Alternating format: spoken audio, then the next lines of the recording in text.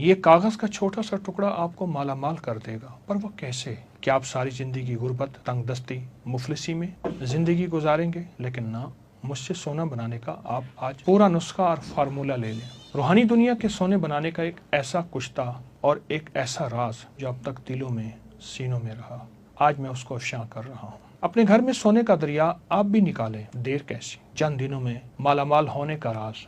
کیا آپ بھی ساری زندگی صرف خواب ہی دیکھتے رہیں گے؟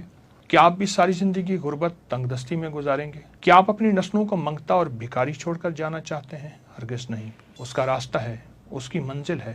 وہ راز کیا ہے جس سے دولت، رزق، عزت، کائنات کے خزانے آپ نہیں بلکہ وہ آپ کو تلاش کریں؟ یہ وہ راز ہیں جس نے ہزاروں نہیں لاکھوں لوگوں کی زندگیاں بدل دی۔ یہ راز پانے کے لیے ہمیں 7ویں آسمان پر جانا پڑے گا۔ ایک چاندی سے بنا جہان ہے، ایک سونے سے بنا جہان ہے، ایک موتیوں سے بنا جہان ہے، جہاں کے پھل یاقوت، زمرد اور ہیروں سے بنے ہوئے ہیں۔ یہ کاغذ کا ایک خوبصورت ٹکڑا آپ کی تقدیریں بدل دے اور سونے کے وہ راز آپ کے پاس آ جائیں جسے دنیا ڈھونڈتے ڈھونڈتے قبروں میں چلی گئی۔ انسان جنت سے آیا، اس کا مزاج جنتی ہے، خواہشات جنتی، چاہتیں جنتی، اس لیے وہ جنت کے بارے میں ہمیشہ سوچتا ہے، اور یہ قیمتی پتھر اور خزانے جنت کا حصہ ہیں، اور انسان ان چیزوں، قیمتی پتھروں یعنی سونا، چاندی، یاقوت، زمرد، ہیرا، کوہ نور، مرجان، زبرجد، ان کا پھر دیوانہ ہے۔ آخر کیوں نہ ہو؟ جنت ان خزانوں اور قیمتی پتھروں ہی سے تو بھری ہوئی ہے۔ میں آپ کو چند احادیث کا خلاصہ عرض کرتا ہوں، مفہوم توجہ فرمائیں۔ جنت کی ایک اینٹ سونے کی، چاندی کی، گارا خوشبودار، اس کی مٹی سرخ زعفران سے بنی ہوئی،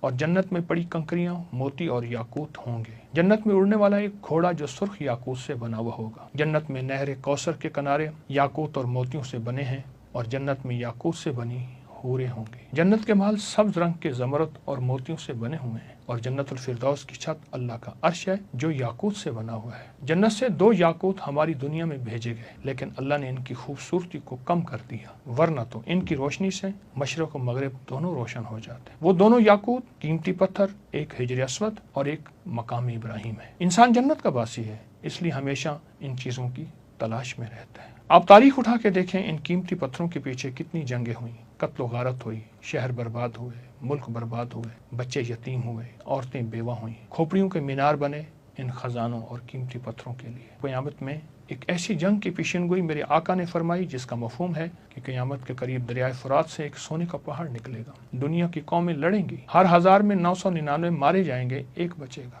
آپ خود سوچیں، ان جواہرات اور قیمتی موتیوں کے لیے انسان کتنا دیوانہ۔ آخر دریائے فرات سے ہی کیوں سونے کا پہاڑ اور کیسے نکلے گا؟ آج میں اس کا آپ کو راز بتاؤں گا۔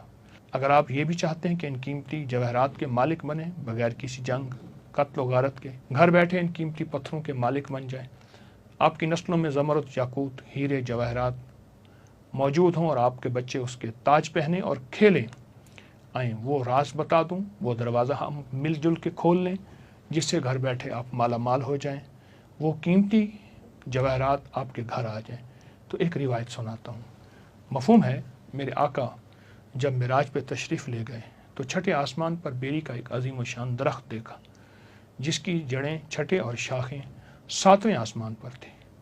آقا نے فرمایا، جبریل نے مجھے بتایا سدرۃ المنتہا ہے، یعنی وہ درخت ہے، یہ مخلوق کے علم کی انتہا ہے۔